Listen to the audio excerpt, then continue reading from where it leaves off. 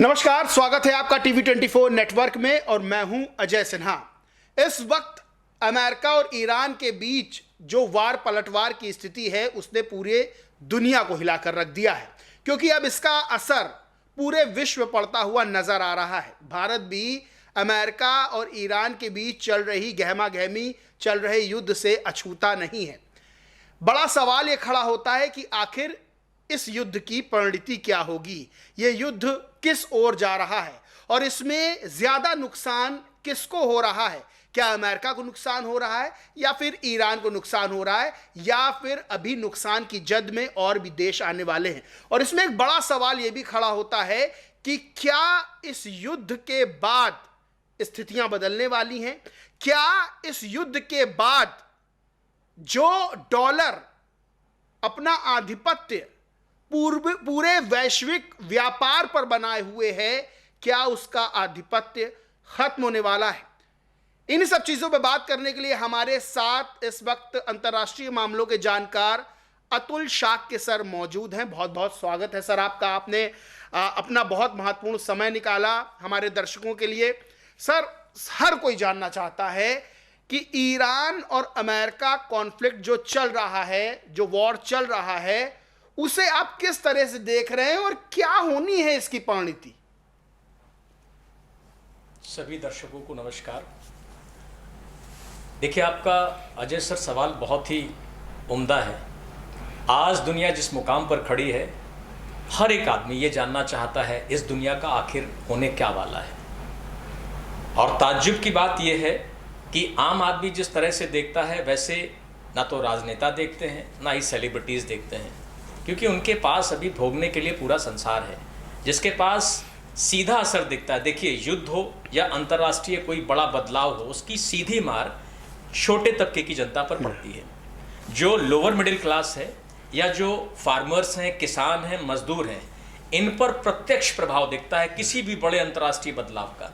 अब देखिए, हम गैस सिलेंडर से शुरू करें ना इस बात को। जो ईरान और अमेरिका और इजराइल का जो ये टसल है, ये टसन चल रही है, इस टसन का सबसे पहले प्रभाव किसको दिखा? कोई बड़ा आदमी आपको लाइन में दिखा? सबसे पहले आम उपभोक्ता अपने घरेलू सिलेंडर को लेकर चिंतित दिखे और अपने बच्चों को सुबह का नाश्ता देने के लिए कैसे वो प्रिपरेशन करेंगे, इसके लिए चिंतित दिखे। दूसरी बात यह है कि जिस पर पूरा देश चलता है, जिस पर सारे पहिए चलते हैं, वो होता है ट्रांसपोर्टेशन, और वो डीजल और पेट्रोल पर टिका हुआ है। दूसरा असर आपको तुरंत दिखा कि नहीं दिखा? इससे प्रभावित कौन होगा? छोटे आदमी प्रभावित होंगे, मिडिल क्लास और गरीब और मजदूर वर्ग के लोग प्रभावित होंगे। और जो आपने सवाल पूछा कि होने क्या वाला है, इस दुनिया की शक्ल बदलने वाली है। ये दुनिया पूरी तरह से बदलेगी और जो इस बदलाव के अनुकूल नहीं चलेगा वही डार्विनवाद है, सर्वाइवल ऑफ द फिटेस्ट। ये मौका है, आप अपने आप को फिट कैसे रख सकते हैं, क्योंकि बदलते संसार में आप सर्वाइव तब कर पाएंगे जब बदलती परिस्थितियों और बदलते मानकों के अनुरूप अपने आप को ढाल पाएंगे। अब आप देखिए, जैसे हम लोग सोचते थे कि एआई की दुनिया आएगी और एआई की दुनिया में क्या क्या बदलाव होंगे, तो एआई की दुनिया के बदलाव हमने खामनेई की मौत में देखे। कोऑर्डिनेट से कितने अच्छे इस्तेमाल से उनकी हत्या की गई और इसी तरह से बड़े राजनयिकों की हत्या भी की गई। ये एआई के उपयोग है। किसी भी नई टेक्नोलॉजी का इस्तेमाल मानव जगत ने सकारात्मक पहलू के बजाय नकारात्मक ज़्यादा किया है। ये अभी से नहीं है। ये लोहे की खोज 850 बीसी में हुई थी, 1000 बीसी के आसपास हुई थी। लोहा इसलिए खोजा गया था कि हम ज़मीन की छाती चीरेंगे, हम पेड़ों को काटेंगे, जंगलों को साफ करेंगे, मजबूत अवरोधों को हटाएंगे, पानी लाएंगे और हम मानवता का कल्याण करेंगे। लेकिन उससे बने क्या? उससे वेपन बने। खेती तो कम हुई, गले ज़्यादा कटे। तो इसलिए ये दुनिया एक नए रूप में आने वाली है। इस दुनिया में नया वर्ल्ड ऑर्डर आने वाला है। नया जो वर्ल्ड ऑर्डर आने वाला है, वो नया वर्ल्ड ऑर्डर इस तरीके का होगा जिसमें मुझे लगता है कि अब नए वर्ल्ड ऑर्डर में पॉलिटिशियंस को शायद गरीबों की और मिडिल क्लास लोगों की ज़रूरत नहीं होगी, क्योंकि मिडिल क्लास और गरीब लोग किसी भी अर्थव्यवस्था में लेबर और श्रमिकों के लिए होते हैं। चाइना ने उसका एक वैकल्पिक माध्यम तलाश लिया है। अब ये सारा काम रोबोटों से लिया जा सकता है, एआई के माध्यम से ये बेसिक काम ले सकते हैं। तो शायद अब जनसंख्या की आवश्यकता उनको न रह जाए। सर, हमारे दर्शक ये जानना चाहते हैं कि जिस तरह से अमेरिका लगातार हमलावर ईरान पर, लगातार ट्रंप की बयानबाजियां आ रही थी, बयानबाजियां अभी भी आ रही हैं, लेकिन अब ट्रंप एक तरफ कहते हैं कि हम 5 दिन की मोहलत दे रहे हैं, हम अटैक नहीं करेंगे, फिर कहते हैं कि हम 10 दिन की मोहलत दे रहे हैं, अटैक नहीं करेंगे। दूसरी तरफ ईरान कह रहा है कि आप हमें मोहलत मत दीजिए, हमको मोहलत की किसी की ज़रूरत नहीं है, हमारे पास इतना मिसाइल हैं, इतना ड्रोन है कि हम 10 साल तक युद्ध लड़ने को तैयार हैं। दूसरी तरफ हॉर्मुज स्ट्रेट, जो कि पूरे इस वक्त ये मुद्दा ऐसा बना हुआ जो पूरे विश्व को प्रभावित कर रहा है, जिसमें भारत भी शामिल है, क्योंकि अगर वैश्विक व्यापार की बात करें, खासतौर से क्रूड ऑयल की, तो 20% विश्व का जो आयात निर्यात का मार्ग है वो हॉर्मुज स्ट्रेट के ही आधार पर होता है, और वहां पर ईरान का जो कंट्रोल इस वक्त है वो कितना असर डाल रहा है। और दूसरी चीज ये है कि क्या अमेरिका अब कदम पीछे खींचना चाहता है, और ये हॉर्मुज स्ट्रेट वाला जो मसला है ये कैसे सुलझेगा? देखिए, ईरान के अपने ऑब्जेक्टिव्स बिल्कुल क्लियर हैं। ईरान अपनी स्ट्रेटजी में बिल्कुल मजबूत दिख रहा है। इस समय strategical point of view America का कमज़ोर नज़र आ रहा है। अमेरिका ने जिस तरीके से चीज़ों को सोचा था कि मिडिल ईस्ट में वो बहुत कम समय में ही सेटल डाउन कर लेगा, उसका ये एक्सपेक्टेशन अब टूटता नज़र आ रहा है। और इस बात को लेकर व्हाइट हाउस में चिंताएं बिल्कुल साफ हैं। व्हाइट हाउस में भी आंतरिक विरोध देखने को मिल रहे हैं। एक बैठक के दौरान उनका एक पूर्व जो सेना का अधिकारी था वो विरोध करता दिखा, उसको लोग जो कमांडोज हैं ले जाते बाहर दिखे। और साथ ही साथ अभी मैं देख रहा था ईरान के एक विदेश मंत्री का वक्तव्य था, 14-15 सेकंड का है, जिसमें अभी यूएन की बैठक में उसने कहा, उसने सीधे सीधे से इस बात की चेतावनी दी कि आप लोग अपनी सीमाओं में रहें। अगर आपने सीमाएं क्रॉस की तो आपकी सेहत और इकोनॉमी दोनों के लिए अच्छा नहीं होगा। ये शायद कल या परसों की यूएन की बैठक में ईरान के विदेश मंत्री जी ने ये जवाब दिया है, इजराइल को भी और अमेरिका को भी। बहुत बड़ी बात है कि आप यूएन में बैठकर आप अमेरिका और इजराइल को कह रहे हैं कि आप अपनी लिमिट में रहें, और अगर आपने लिमिट क्रॉस की तो आपके लिए अच्छा नहीं होगा।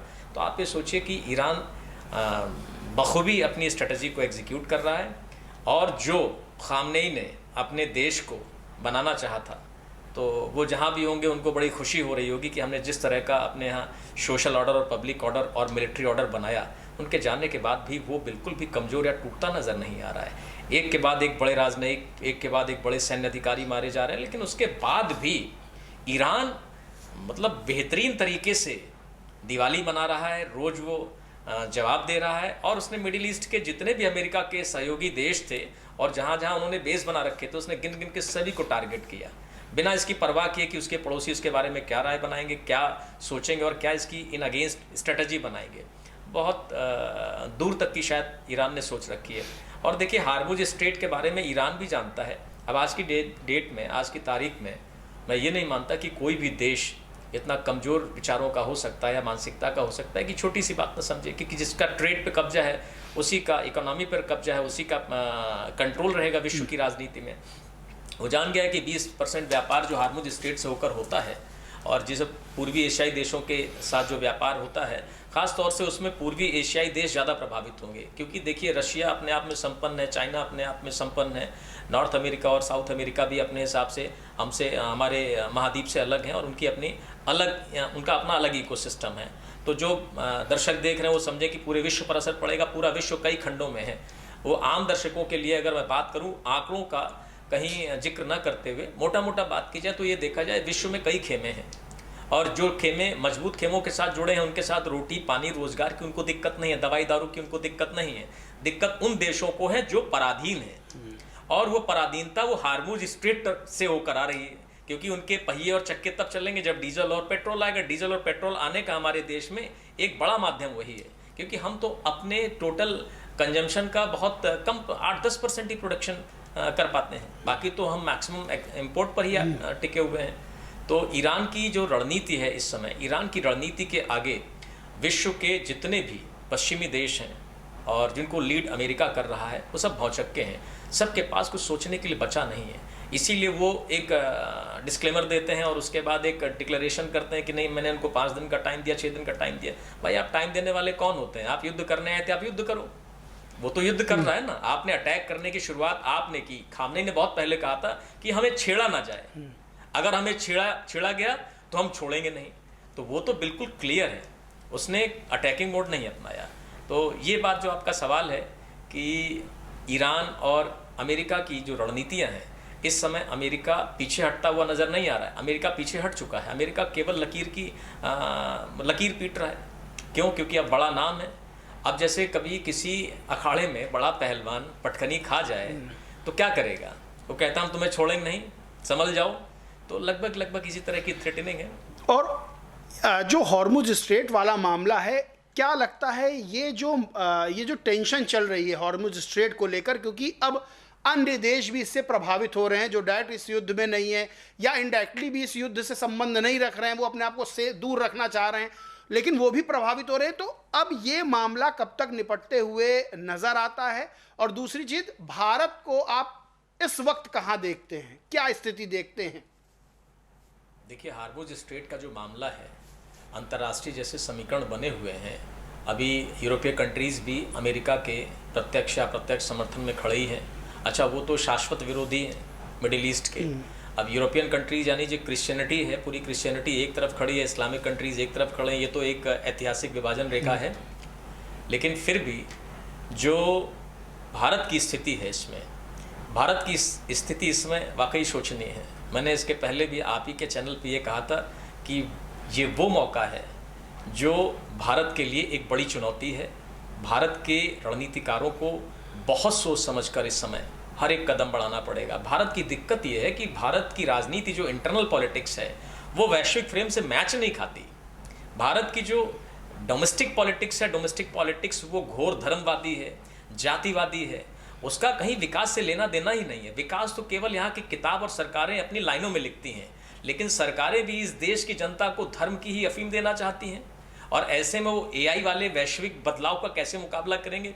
मुझे इस बात का तो ताज्जुब होता ही होता है कि दुनिया इतनी तेज़ी से बदल रही है टेक्नोलॉजी के मामले में, अंतर्राष्ट्रीय व्यापार के मामले में, एरोस्पेस के मामले में। वो चांद और मंगल पर कॉलोनी बनाने की बात कर रहे हैं, अभी हम मंदिर और मस्जिद के बीच ही अटके पड़े हैं। तो ऐसे में हमारे देश की स्थिति तो देखिए वाकई सोचनी है।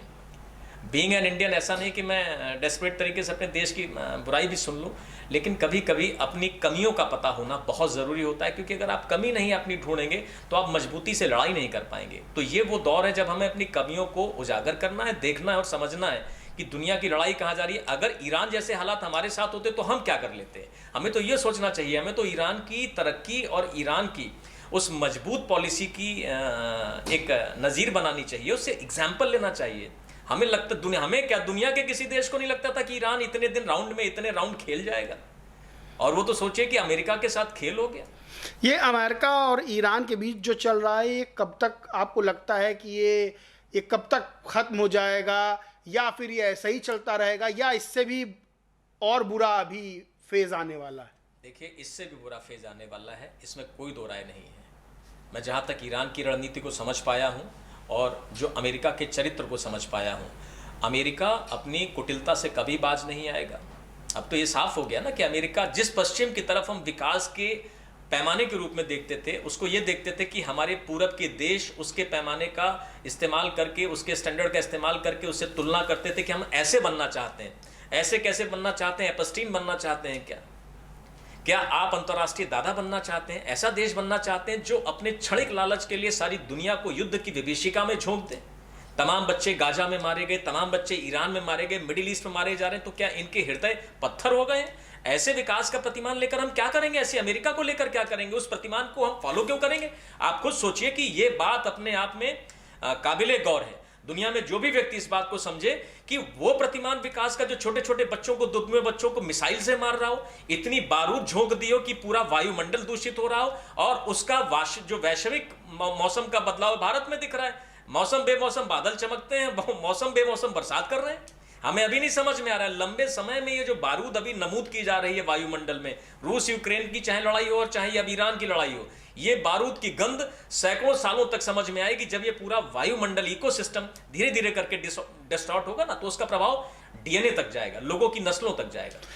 सर, आखिरी सवाल है डॉलर को लेकर। अमेरिका की जो मुद्रा डॉलर है, उसका वैश्विक व्यापार पर आधिपत्य माना जाता है, एक बहुत मजबूत मुद्रा है, और अमेरिका कभी नहीं चाहता है कि कोई और देश अपनी मुद्रा को इतना डेवलप कर सके कि वो अमेरिका के डॉलर को चुनौती दे सके। वो चाहता है कि वैश्विक व्यापार में मेरा दबदबा रहे, मेरी मुद्रा में व्यापार हो, और मेरी मुद्रा में व्यापार होगा तो सारे देश मेरे अधीन वैसे ही रहेंगे। लेकिन क्या आपको लगता है कि अब डॉलर का आधिपत्य, और खासतौर से इस युद्ध के बाद, क्या अब उसका आधिपत्य खत्म हो रहा है, कमजोर हो रहा है? क्या अब दूसरे देशों ने ये हिम्मत कर ली है कि अब हम अपनी मुद्रा में व्यापार करेंगे, हम नई मुद्रा जनरेट करेंगे और हम अब डॉलर के भरोसे नहीं हैं? जब भी कभी कोई चुनौती खड़ी होती है दुनिया के सामने, तो दुनिया के कमज़ोर देश विकास तेज़ी से करते हैं, क्योंकि बदलती स्थितियों में सरवाइव तभी कर पाएंगे जब वो अपने अंदर बदलाव करेंगे और हिम्मत करेंगे। जो चुनौती अमेरिका की वजह से पूरी दुनिया के सामने खड़ी हुई है, जो समस्याएं खड़ी हो रही हैं, तो अमेरिका अभी समझ नहीं पा रहा है। अमेरिका चाहे जितना भी मजबूत और सशक्त क्यों ना हो, मैंने इस दुनिया में बड़े बड़े साम्राज्यों को धूल धूसरित होते हुए देखा है। भारत में बहुत बड़ा साम्राज्य था मुगलों का, वो चले गए। दिल्ली सल्तनत बहुत बड़ी थी, चले गए। अशोक मौर्य साम्राज्य जैसा एक बड़ा विशाल साम्राज्य पढ़ाया जाता है, वो भी समाप्त हो गया। मतलब समय के सारे लोग बलिहारी हैं, यानी एक समय सबका आएगा, और जो शीर्ष पर जाता है उसका डिक्लाइन होना तय है। अमेरिका बहुत दिनों तक इस मुकाम पर नहीं रहेगा।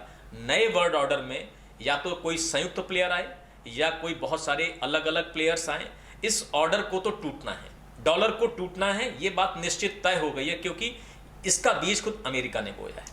अमेरिका ने पूरी दुनिया की वो हालत कर रखी है कि पूरी दुनिया त्राहिमाम, जिन देशों का कोई मतलब भी नहीं है विश्व में, किसी तरह की उनकी भागीदारी ही नहीं है, ना आतंकवाद को परोसने में, ना ही आतंकवाद को पुष्पित पल्लवित करने में, वो शांतिपूर्वक जीवन यापन करना चाहते हैं। इनकी उस लड़ाई से उनकी भी शांति भंग हो रही है, उनको भी खामियाजा भुगतना पड़ रहा है। तो निश्चित तौर पर ये जो एग्रेशन धीरे धीरे करके उन देशों के मन में आ रहा है जो देश अभी तक विश्व के बारे में संप्रक्त रूप से सोचते थे, अब वो इसमें जुड़ के सोचेंगे और अपने इंटरेस्ट को तय करेंगे। जब मासेज में इंटरेस्ट ये कैटर होने लगेगा तो निश्चित तौर पर ये समूह बड़ा होगा और ये अगेंस्ट अमेरिका होगा।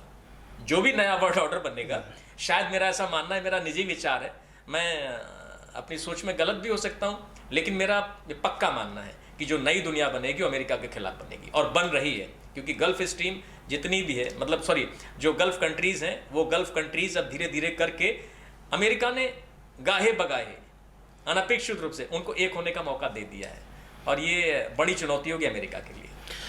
तो ये थे हमारे साथ अतुल शाह के सर, जिन्होंने सीधे तौर पर बताया कि जो अमेरिका है उसने ईरान से युद्ध करके एक गलत दिशा मोड़ ले ली है, यानी कि अमेरिका इस वक्त फंसा हुआ है, बैक ऑफ कर रहा है।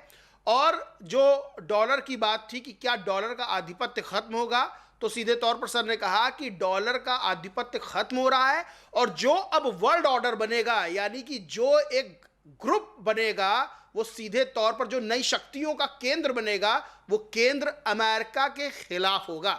इस पूरे मामले पर आप क्या सोचते मानते, कमेंट करके जरूर बताएं। वीडियो अच्छा लगा तो लाइक करें, शेयर करें, और चैनल को सब्सक्राइब नहीं किया तो सब्सक्राइब करके बेल आइकन जरूर दबा लें। धन्यवाद।